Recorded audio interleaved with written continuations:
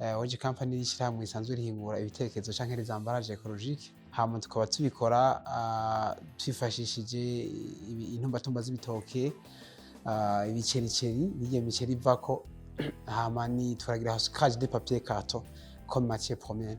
Ntangura gukoresha internet kugira recherche mbega impapuro zikorwa gute, mbega mu bindi bihugu bigenda gute. Niho naza gusanga rero nahereye gutora ibitoke, intumbatumba z'ibitoke, sanga birashobora kumpa la même matière première.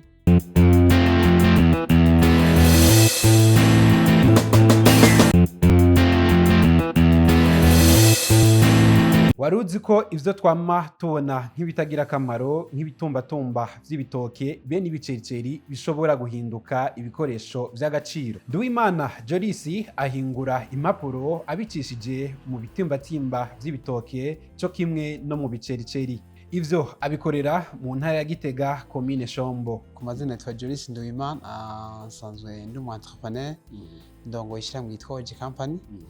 WEGE Company n'ishirahamwe risanzwe rihingura ibitekerezo canke les emballages écologiques. WEGE ni wariyo eco green enterprise, bisigura mu Kirundi ni entreprise novuga nti yiyangaje mu byo gutanga ibitekerezo kandi kinga ibidukikije. Hama tukaba tubikora twifashishije intumbatumba z'ibitoke, ibicericeri, n'iyo miceri ivako, hama turagira stockage de papier carton comme matière première. Inyuma yo guheza ishure akabura akazi mu mwaka w'ibihumbi 2018 niho yaciye yiyumvira gutangura uwo mugambi wo gukora izo mpapuro. Kugira ngo ushike kuri bintu n'ibintu biba bitoroshe cyane, urugendo rwanyu rwagenze gute? So urugendo ntigwari rworoshe kuko twatanguriye hasi, nta mashini nimwe dufise, byari ibintu usanga nukwirondeza byadusaba ko nta byizere byari bihari ko bizokwavansa. Mugabo petit à petit avec ubumenyi umuntu yari afise kujyanye n'ibyo kwitunganiza imigambi, turagiye turatanga kuja mu mahiganwa atandukanye. Ayo mahiganwa ubushimwe turose ari bukaca buza rero gutuma tubandanya ibikorwa, tugura utumashini, tugura ibikoresho bitandukanye gushika aho tugeze uno munsi. Tutarashika cyane kuri ayo mu mashini kugura no kuja muri ayo mahiganwa. Yego. Igerageza rya mbere waritanguye byari bimeze gute kubitangura? Yego, murakoze cyane. Nsubiye inyuma gatoyi, ni iciyumviro caje mu 2018. Iyi 2017 nari mpejeje secondaire, niga i Bujumbura. Papa wanje nawe niyo yakorera, hamaza guhitanwa na bijya bintu bahigina batira magrenade, ibintu hitiye Bujumbura. Nivyo vyamuhitanye. Hamanza kwisanga ndi umwana mukuru muhira, ntaco ndi bubafashe batoyi banje, ndakeneye akazi. Ariko gusaba ako kazi avec urazi ko muri secondaire baduha certificat, nta nahamwe wari gusaba akazi mu karonka. Bica birakomera, ndavugana ko biri kose eka ndabe ibikorwa by'inguvu noba ndakora. Niho naca ntangura kuja gukora ibi akazi k'ikiyede mu Carama, ndahama 2019 nja gukora akazi ko karani muri ville Bujumbura. Ndabikora igihe kitari gito. Wakorera ngaye mu kiyede? So mu kiyede byari 2023 ku munsi. Yego. Ayi niyo wafungura muko. Yego. Hama mu gikarani naho ntiwavuga ngo wakorera ya nk'utu yose byavana n'imifuko. Byavana n'imifuko canke sinze ko mbona nk'aya makamyo y'ama 40 pieds hirya twayipakurura 120, ugasanga tuyikoze turi nk'abantu nka 30. Canke hirya ya 20 pieds twayipakurura ku 60, tugabangana n'abandi. Hari intege ushobora gutera nk'umuntu n'umunsi ari mu kiyede n'umunsi ariko arakora bwa buzima waciyemwo uno munsi ukisanga ngaha?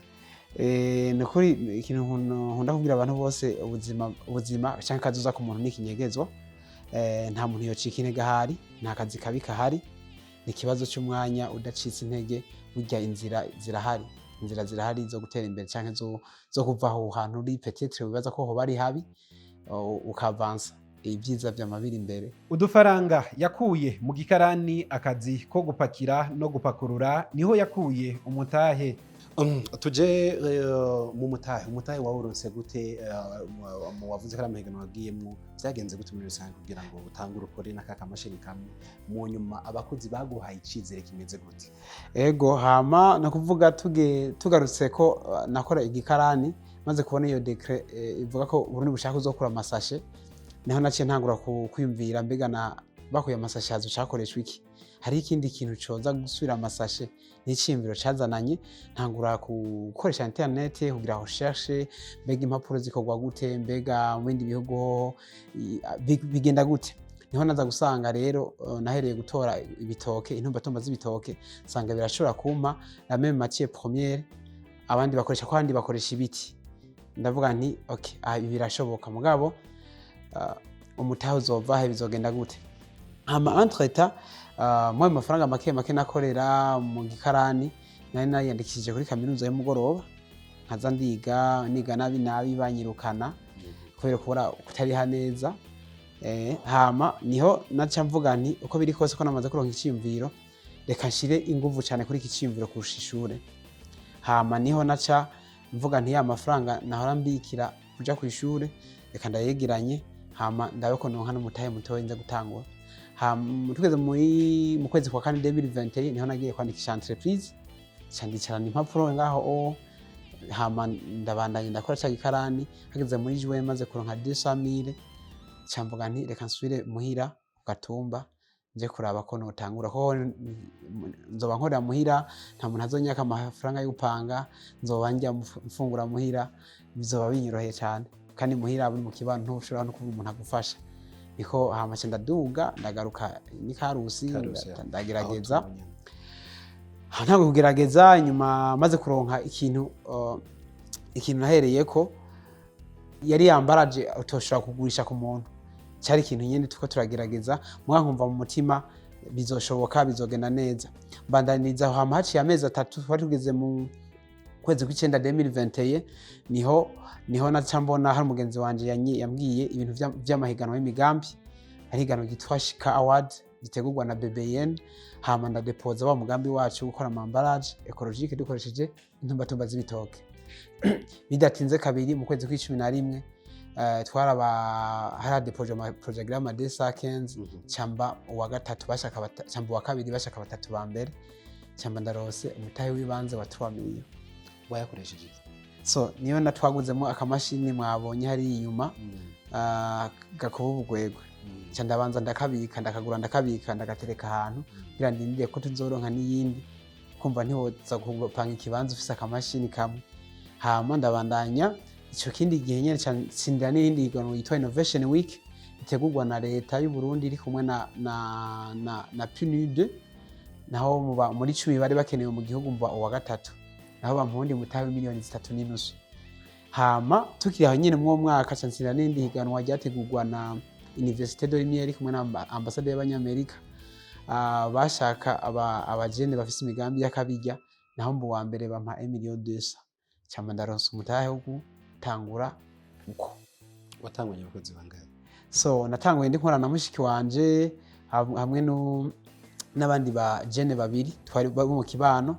Nani narabasiguriye turatangura abanyizera ata amafaranga hari, turatangura turakora, hama petit à petit nyene umva bafasha, hama turabanza buke buke bishikaho turi uno munsi. Rero nako hari abakozi batari bake, entreprise ugeze mu makozi bashika 23.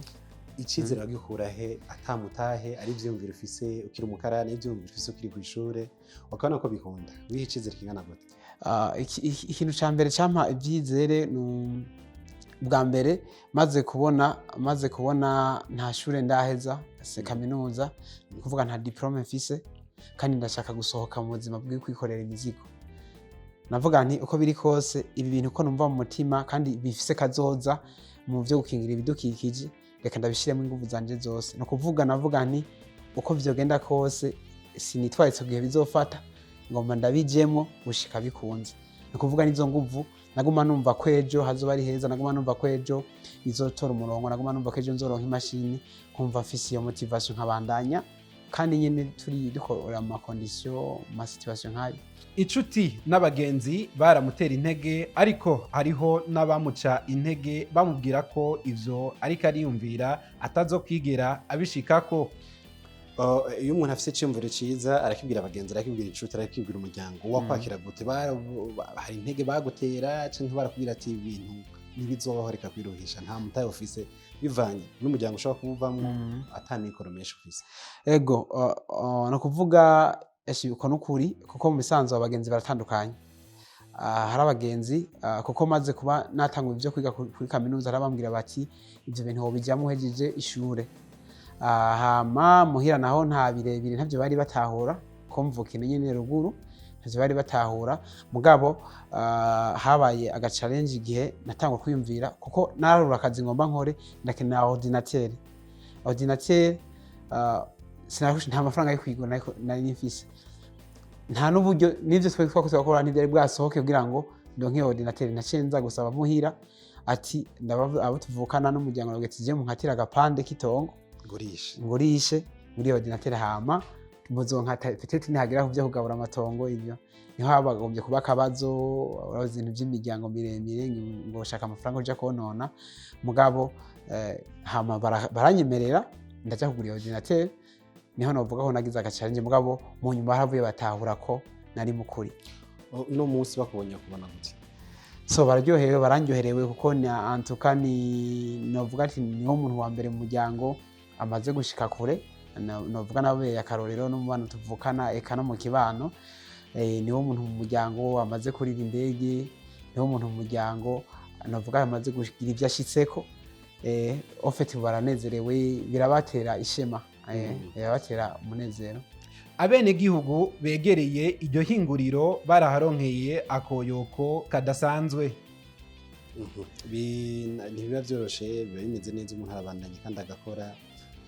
Uno munsi ikibano ubamwo ikibano ukoreramwo ibitumbatumba ivyatsi bigurwa amahera ngahe mugura amafaranga ngahe ku banyagihugu kugira ngo mushobore kubikoresha? Ego no kuvuga mu kibano novuga ko abarimyi baguwe neza gose kuko murabizi ko ubwa mbere intumbatumba z'ibitoke ahejeje kugurisha igitoke cyaba kiri ngaho nyene mugabo no munsi intumbatumba turashoboye kugura entre ya 300 n'amafaranga 500 canke munsi yabivanye no kuntu kangana canke ukuntu ingana. Rero ku murimi ni avantage ni nakarusho kadasanzwe kuko urumva yagurishije vya bitoke mugabo na za ntumbatumba turaza kuzimugurira akaronka ya mafaranga ku ruhande. Hano mu papa yigeze kumbwira ati musanzwe munshoreye aya nacaba yicupa cyumva ko ntirirwa arakora muri ya mafaranga y'umuryango arafise ibindi bintu bari guta arabikuyemwo amafaranga yo kwivuna akanyota ukarumva ko mu barimyi bimeze neza. Hama ku kijanye nabijya vy'ibicericeri dukoresha ukuntu tugura ku miganda ukuntu umuganda akavuga ati ndaguha 2,000 nimba ndaguha 5 nimba ndaguha iki cyane tukavugana ku murima ukavugana n'umurimyi uyu murima ibi byose bicericeri hejeje kwimbura nzoguha ngahe mukumvikana nta giciro kihari kiri presi. Hama tukabona ahejeje kwimbura tukaza kuyora tukazana mu ruganda. Ku munsi ashobora gukora impapuro 200 agakora na ambalage 200. No kuvuga nkuko mwabibonye ni processes itari nto byo kubanza gukora impapuro mugabo nibaza ko ku munsi turashobora guproduce nk'impapuro 200 300 bivanye n'ukuntu atayazo kuko dukora produce papier imwe hama ku vy'amambalage naho biravaria tuba dufise amambalage atandukanye y'amata atandukanye de plus itaye yambaje banini de plus ko tubikoresha intoke iza kugorana kuzinga mugabo nibaza turashobora kuvaria entre nka 200 kuduga ugucyo bivanye n'ukuntu turakora canke n'abakozi twashizemo mu ivyo bikorwa. Ego kijanye n'amasoko. So amasoko ni sawa kubera turiko turabamenyereza d'abord abakiriya hari kuri kwisoko hari ambalage zikoze mu matière première ari importe ziba zizimvye cyane kandi ugiye kuraba ntiziba zikomeye gose. Rero kuri soko ni sawa turiko turamenyereza ikintu tarakora ni publicité mugabo turavye kuri marché abantu barazakira neza zirazimbutse sinzi ko mwabibonye ziba ziri kuducapo dushobora kuryohera amaso y'abantu ivyo nta nindi ambalage muzosanga ngaha bisubira ari nka alimentation runaka mashobora kubashaka igicapo cabo. Ego turabishirako cyane turafise nk'ama entreprise atari make dukorana turashaka ibicapo byabo ko babishaka turabishirako cyane. Rero bica bituma babakiriya biyumva nawe arakeneye kumenyekanisha ibyo akora tukamukorera ambalage muga kandi akagenda atekeye mukira akagenda amenyekanishije nawe ibyo akora. Rero nico gica gituma biduha icizere canke biha icizere abakiriya kumva ko bodushorera. Ego mu ntango byarakororera kuronka amasoko ntibyatworohera ikintu ca mbere kuko karite karite y'urupapuro rwacu ntiyari imeze neza, nababwiye ko yacara n'ija mu mashini ntiyari imeze neza, bikaca bituma ko hamwe hamwe barazidutera ugashira ambaraje umukiriya ariko arayiraba akazibona yafise akadefo ku ruhande, iravunguka, ibintu nk'ivyo ushumva ntivyari vyoroshe cyane. Mugabo turaronka amarekomandasiyo kuri marché, nk'umukiriya akatubwira ati je nka jewe mbona mugize nk'uku nobashorera, mugize nk'uku nobashorera. Hama tugaca tubanza tukagaruka tukaraba ico twokongerako, tukaraba wabeke mu mashini dufise uburyo dufise twokora iki komusa turabandaniririzako. Ambayaje mwigugo ngahe kw'isoko? Ziratandukanye, nk'izi mubona ngahe inyuma yanje, iyi tuyiranguza 2,000 kw'isoko. Kw'isoko. Kuvuga kuri ugiye muri detail muri alimentation baca barenza ko 500 gusa. Wamye uvuga ko no muri Kongo ziciye zishikaye. Ego hari abakiriya baza kugura, nko bakagura nk'ambaraje 100, 200, 300 kasha zitwara muri Kongo direct. Ku migambi bafise nuko bifuza ko iryo hinguriro ryo kwegera mu gisagara ca Bujumbura kuko ariho basanzwe bafise isoko ry'ivyo bakora. Urugendo rwo kuva ngaha gushika i Bujumbura twaye ivyo bidandaza vyawe birakorohera bimeze? Icambere ku bijanye no kudeplacer ibidandazwa sinavuga ko vyoroshe, kuko amasoko menshi tuyafise Bujumbura pour le moment. Sinavuga ko vyoroshe ko murabizi la situation yo mu gihugu y'ibitoro ni challenge, usanga ku deplacer bizimvye. Rero duprefera turamaze kuronka déplacement dukoresha ya entreprise, rero duprefera ko tuvyideplaceriza kuko niho usanga bidashikira babakiriya bacu bizimvye par rapport. Mugabo ntibiba vyoroshe avec la situation yo kwideplacer iri navuga ko iri yahora iri izimvye. Mugabo hama kwijanye naco nico gukorera i Bujumbura kugira tuko turategura kwagura ibikorwa tuko turarondera abadufata mu mugongo. Turamaze kuronka ikibanza dukoreramwo i Bujumbura muri quartier industriel, tuko turategura ni ikibanza kitari gito, tuko turitegura ukuntu tuzohamenaja muga turonke n'amakipe mari moderne ari automatique kugira ngo dushobore kongereza qualité, twongereze quantité, voilà, twongereze duhane akazi abakozi benshi bashoboka. Indoto zawe no munsi? Okay, indoto ikintu ca mbere, isi irikirahura n'ingaruka mbi nyinshi zifatiye ku guhindagurika ry'ibihe.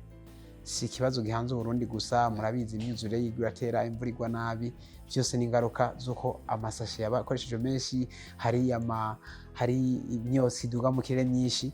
Nibaza iyerekwa ryanje nuko buri muntu wese kuri nosi yoba afise ikintu atekera azoronka ambaraje akoresha itononye ibidukikije.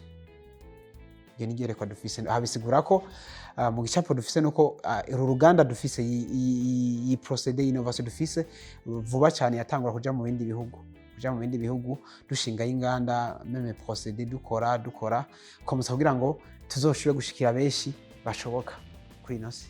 Hari ico ntakwagije ushobora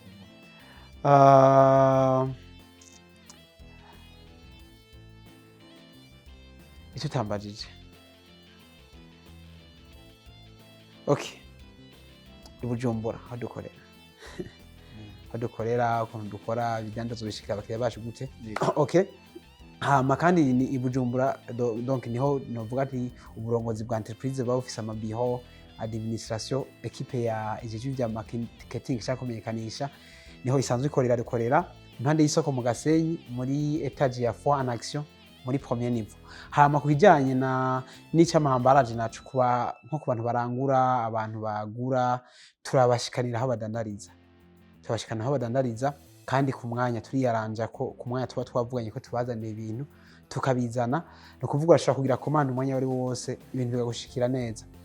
Hama ikindi naco wakivuze nuko nk'ubu turi mu promotion ya Noel, mwabonye ko amambaraje tufata ngo shaka ibintu vya Noel, ifo ko abantu baza ama promotion tuko turagabanya amambaraje ibiciro, bayoragure baze gutanga amakado, baze gutekeramo ibintu, zirazembutse cyane ugeranije n'izindi ambaraje. Hama ikindi naco kijanye na personalisation, turi abantu novuga bakora ibintu do qualité ku mwanya no kuvyo ushaka byose ko bijya kuri ambaraje tukabigukorera kandi ku giciro kitavunye.